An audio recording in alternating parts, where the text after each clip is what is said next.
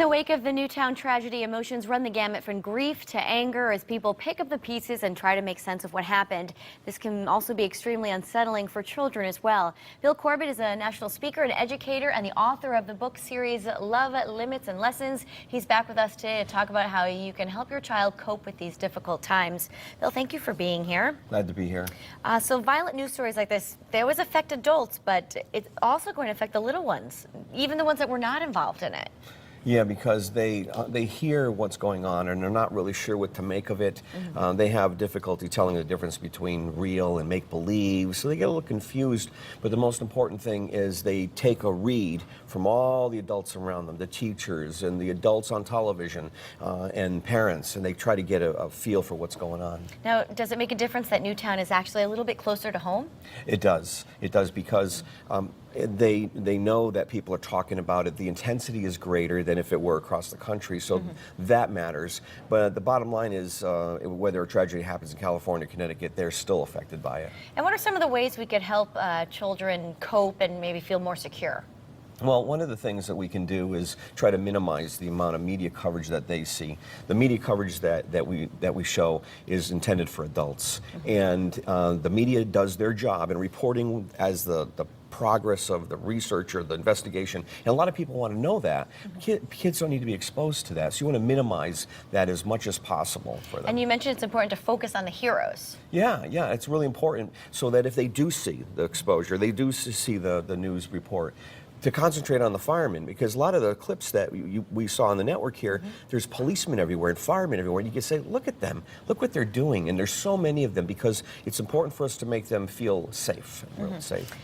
Take the time out to listen to whatever they want to say or however they want to share. Yeah, let them get it out of their system because they're having trouble making sense of the whole thing. The best thing to do is be a good listener. Don't judge them either. If they say something weird or strange, just go, just let them talk and get it out of their system. And you mentioned it was important for parents to grieve alone. Don't let the little ones see this. Yeah, because what's important here is that they get their sense of stability and emotional balance from the reaction of their parents. So if the parents are sad and crying, that is going to intensify the child's fear. So what I usually tell parents is a lot of times people come to us and say, how can we help? One thing you can help is watch my kids for 30 minutes. I need to go take a walk. I need to go talk to my girlfriend or my neighbor or my sister, whatever, to calm down, grieve over what happened, and then come back and be with our children.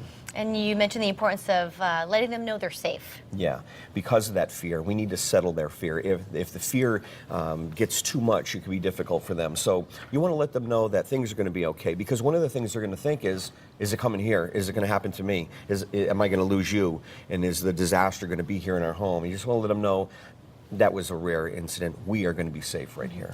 And what if when they head off to school, they see more police or more security? How do you explain that?